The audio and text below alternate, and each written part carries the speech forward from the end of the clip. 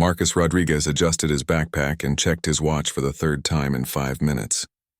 The evening bus was running late again, and the October air carried an unusual chill that made him pull his jacket tighter. He had been working double shifts at the electronics repair shop downtown, trying to save enough money for his younger sister's college tuition. The bus stop on Fifth Avenue was usually busy, but tonight only 2 other people waited with him. What Marcus didn't know was that his ordinary Tuesday evening was about to become anything but ordinary. 3 blocks away, Detective Sarah Chen was reviewing a case file that had kept her awake for weeks. A series of sophisticated cyber attacks had targeted government databases, and the digital fingerprints led to someone with exceptional technical skills. The suspect's profile matched a young man in his 20s, someone who worked with electronics, someone who lived in this exact neighborhood. Marcus pulled out his phone to text his girlfriend about dinner plans when he noticed 2 police cars slowly cruising down the street. Something felt off about the way they were moving, almost like they were searching for something specific. He had always been cautious around law enforcement, not because he had anything to hide, but because his older brother had warned him about staying alert in their neighborhood. The first police car stopped at the red light directly in front of the bus stop. Through the windshield, Marcus could see the officer talking into his radio while looking directly at him. The second car had positioned itself across the street, and Marcus realized with growing unease that he was being watched. His hands began to sweat despite the cool evening air, and he considered walking to the next bus stop instead. Officer James Mitchell was following orders that had come down from much higher than his usual chain of command. The description matched perfectly. Young Hispanic male, medium build, backpack, waiting at the Fifth Avenue bus stop. What Mitchell didn't understand was why this particular arrest required such precise timing and coordination. He had been told that federal agents would arrive within minutes and that his job was simply to detain the suspect until they could take over. Marcus tried to appear casual as he stepped slightly away from the bus stop, but his movement only seemed to confirm something for the officers. The police car's door opened, and Officer Mitchell approached with his hand resting on his equipment belt. The other passengers at the bus stop seemed to sense the tension and quietly moved away, leaving Marcus standing alone under the flickering streetlight. "Excuse me, sir," Officer Mitchell called out, his voice carrying the authority that Marcus had learned to recognize and fear. "I need to ask you a few questions." Marcus felt his heart racing, but he knew that running would only make things worse. He had done nothing wrong, had no reason to fear the police, yet something about this encounter felt different from the routine stops he had witnessed before. The evening that had started as another ordinary day in Marcus's quiet life was about to spiral into a series of events that would involve federal agencies, classified information, and a case of mistaken identity that would change everything he thought he knew about his own existence. As Officer Mitchell approached, Marcus had no idea that his name had been flagged in a database that connected to the highest levels of national security, and that somewhere in Washington, people were waiting for confirmation of his arrest. The bus Marcus had been waiting for finally appeared in the distance, its headlights cutting through the growing darkness.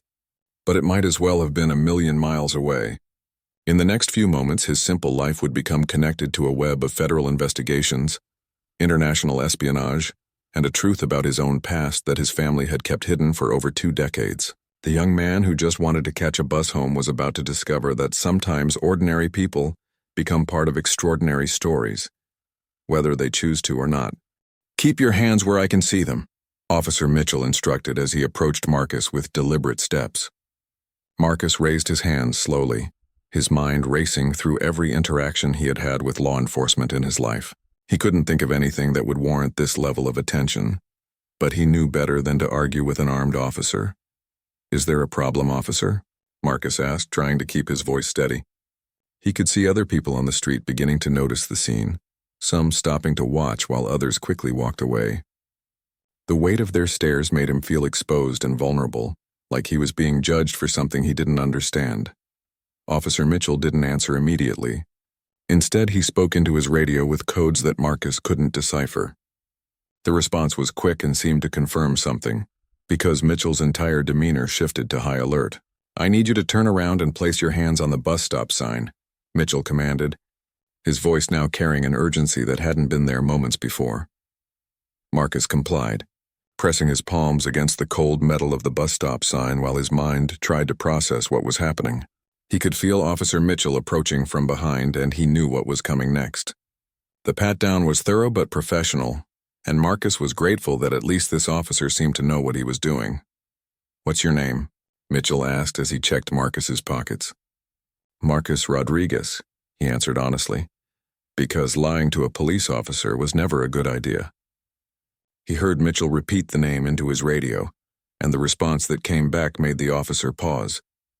Whatever they had told him seemed to escalate the situation even further. From Marcus's position facing the bus stop sign, he could see the reflection in the glass shelter.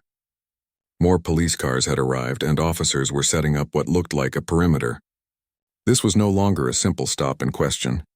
This was starting to look like something much more serious, and Marcus felt a cold fear settling in his stomach. "Sir, I'm going to need you to get on your knees," Officer Mitchell said, and Marcus could hear other officers approaching from behind. "Please keep your hands visible at all times." Marcus slowly lowered himself to his knees on the concrete, feeling the rough surface through his jeans. The bus he had been waiting for drove right past the scene, the driver probably wanting nothing to do with whatever police operation was unfolding. As Marcus knelt there with his hands raised, he caught sight of an unmarked black sedan pulling up to the scene. Two people in suits got out, moving with the kind of confidence that suggested they were federal agents. One was a tall woman with short blonde hair, and the other was a middle-aged man who seemed to be in charge. They approached Officer Mitchell and began speaking in voices too low for Marcus to hear. The conversation between the agents and Officer Mitchell seemed intense, with a lot of pointing and checking of documents. Marcus could see them looking at him, then back at something on a tablet or phone screen. Whatever they were discussing, it was clear that Marcus was the subject of their attention. But he still had no idea why. After several minutes of discussion, the female agent approached Marcus while her partner continued talking with the local officers. "Mr. Rodriguez," she said, her voice professional but not unkind. "I'm Agent Sarah Walsh with the FBI. We need to ask you some questions about your recent computer activity." Computer activity? Marcus's mind raced through every website he had visited, every repair job he had done at the shop, every piece of technology he had touched in recent weeks. He couldn't think of anything that would interest the FBI, but clearly something had triggered their attention. As he knelt there on the cold concrete with federal agents surrounding him, Marcus realized that his ordinary life had just collided with something much bigger and more dangerous than he could have imagined. "Computer activity?"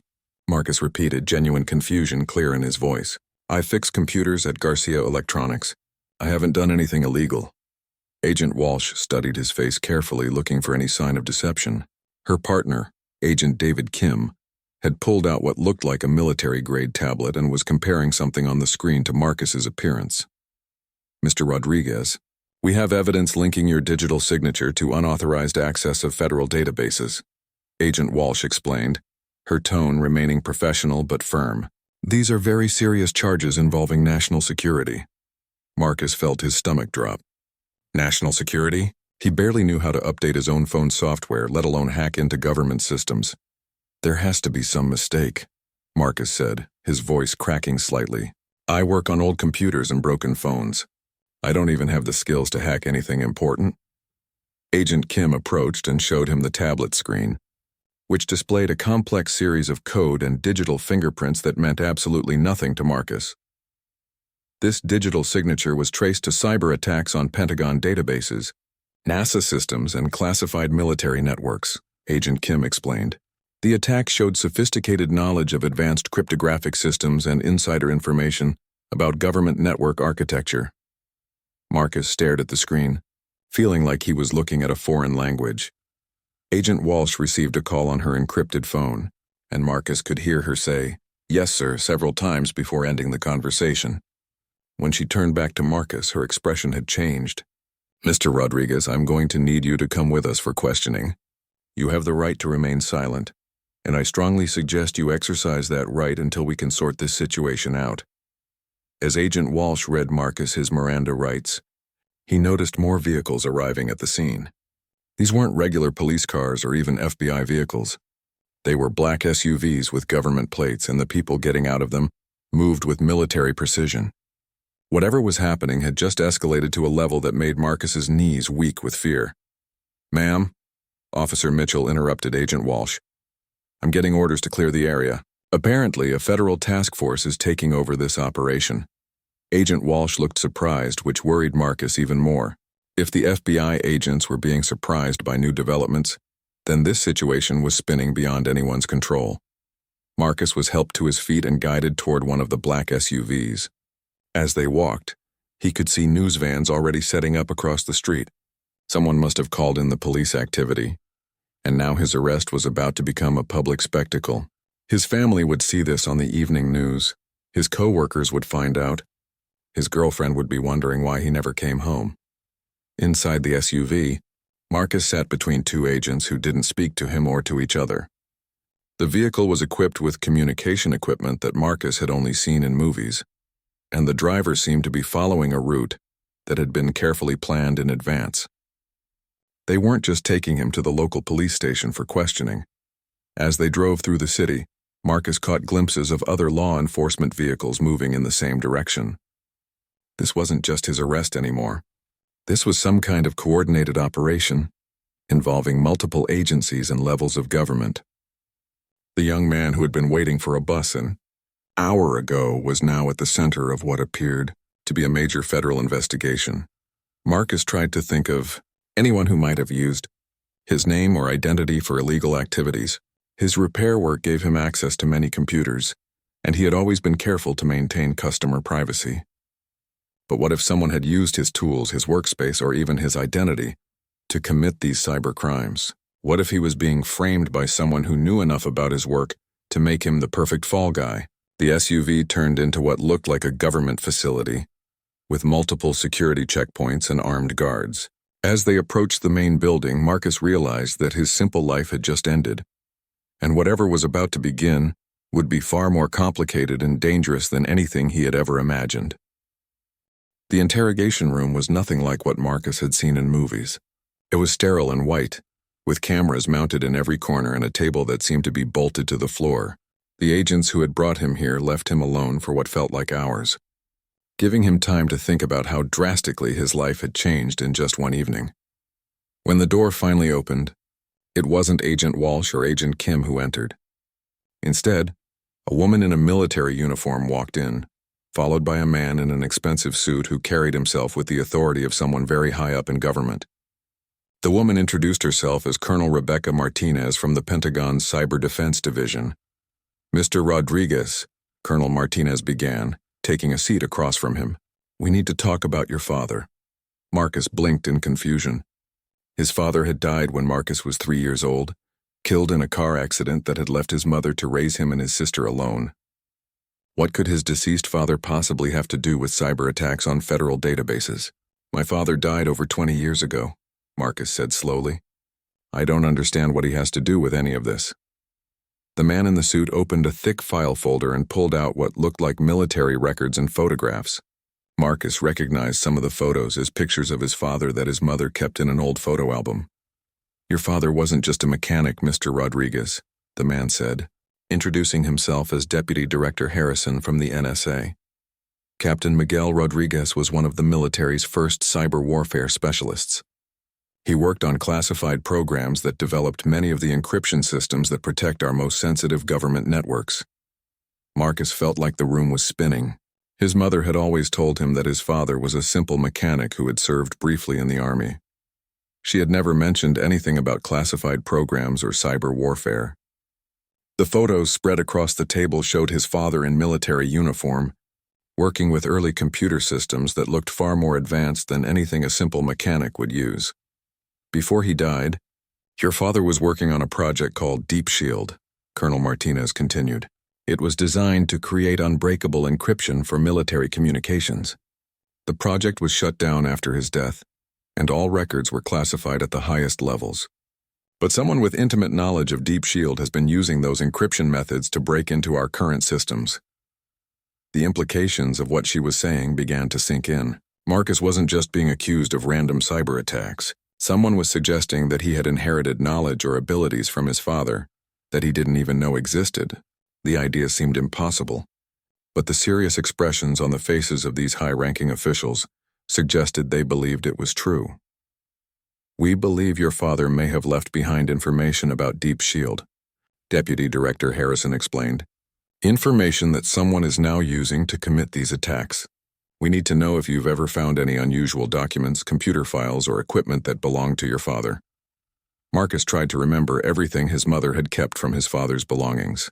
There had been some old military items stored in boxes in their garage, including an old computer that hadn't worked in years. His mother had always said it was just junk. But what if it contained something more important than either of them had realized? "There's an old computer in our garage," Marcus admitted, feeling like he was betraying some family secret.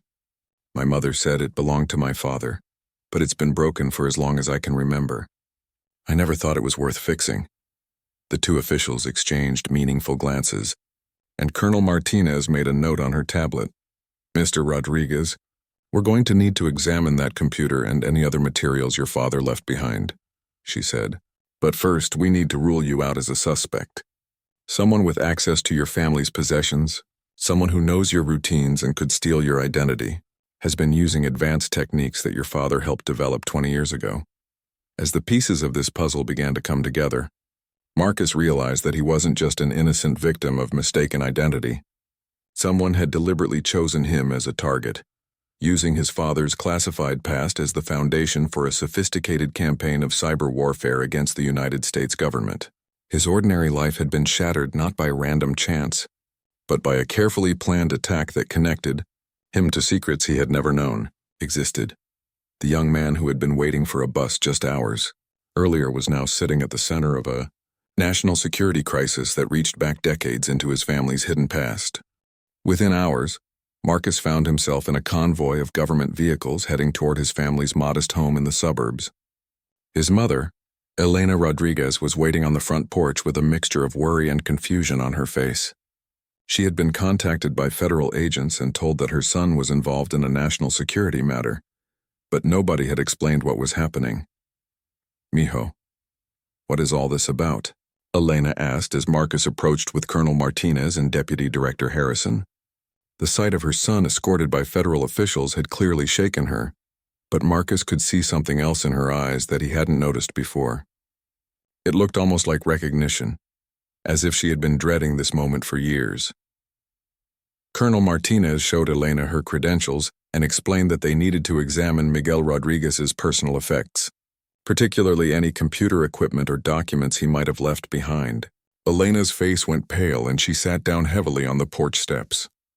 "I knew this day would come," she whispered more to herself than to anyone else. "What do you mean, Mom?" Marcus asked, sitting beside her. "What day?"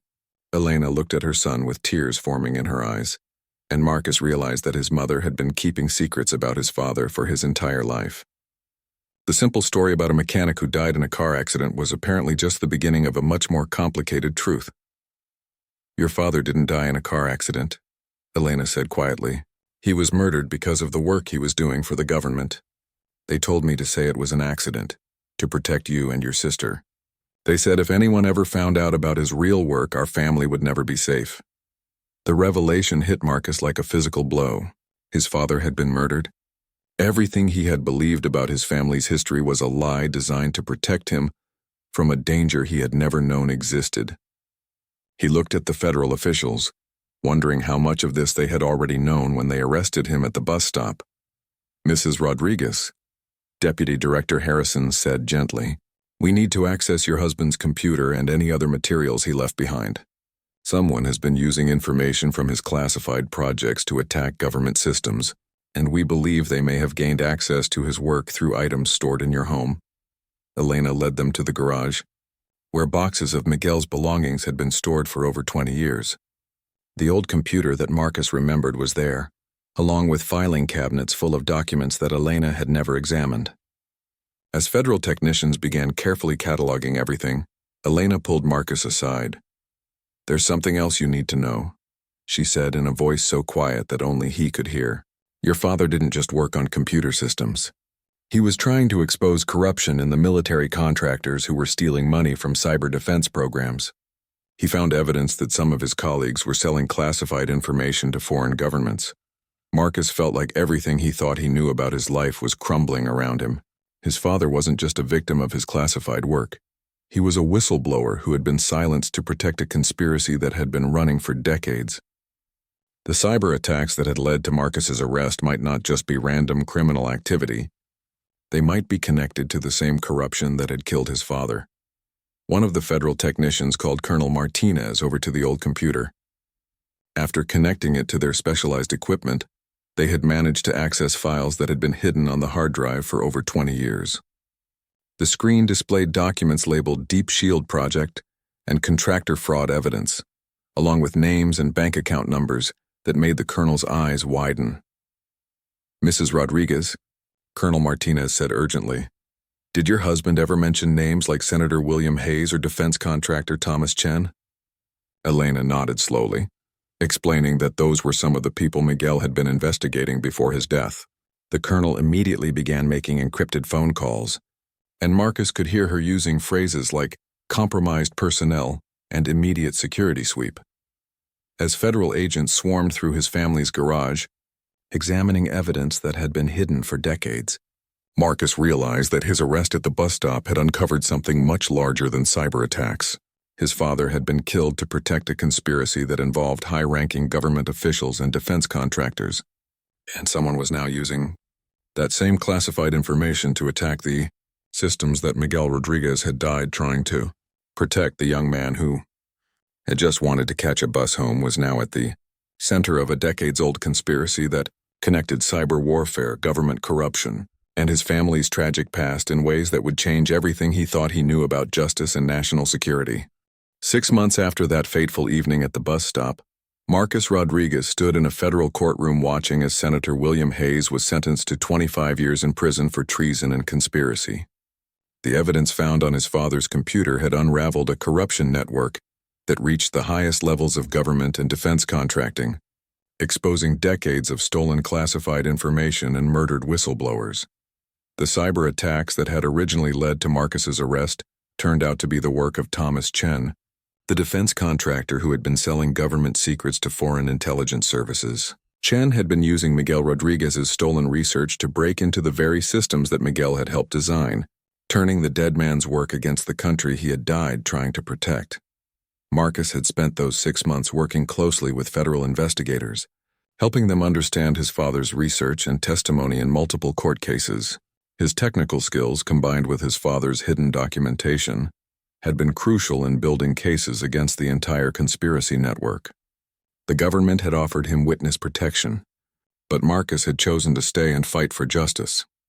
Elena Rodriguez sat in the courtroom gallery, finally able to tell the true story of her husband's death after decades of forced silence.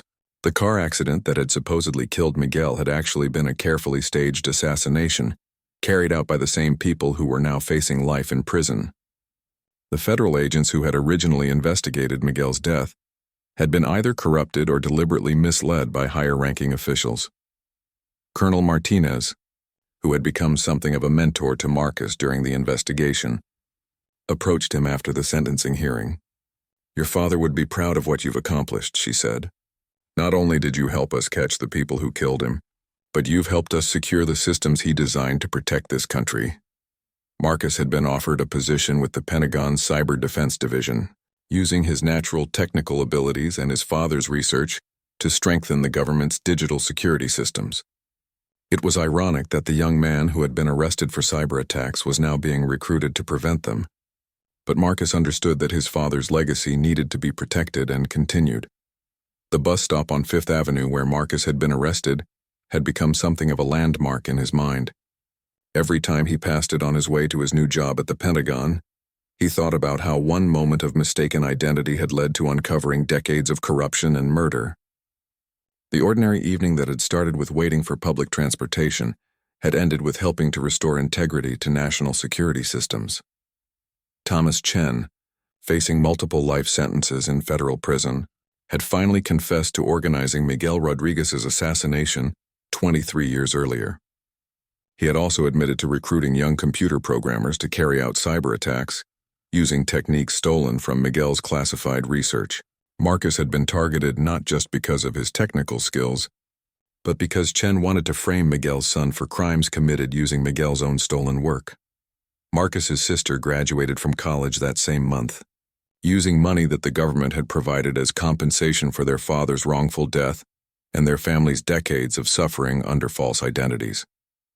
Elena Rodriguez had been able to reclaim her late husband's military honors and finally tell her children the truth about their father's heroic service to his country. The young man who had once repaired broken computers in a small electronics shop was now helping to design the next generation of cyber defense systems, using lessons learned from his father's murder and the conspiracy that had followed. Marcus Rodriguez had discovered that sometimes ordinary people are chosen by extraordinary circumstances to continue fights that began long before they were born. As he walked past the bus stop where his new life had begun, Marcus carried with him both the weight of his father's sacrifice and the satisfaction of having completed Miguel Rodriguez's mission to protect his country from those who would sell its secrets for personal gain. The simple act of waiting for a bus had led to justice for crimes that had remained hidden for over 2 decades, proving that truth and family legacy can survive even the most powerful conspiracies.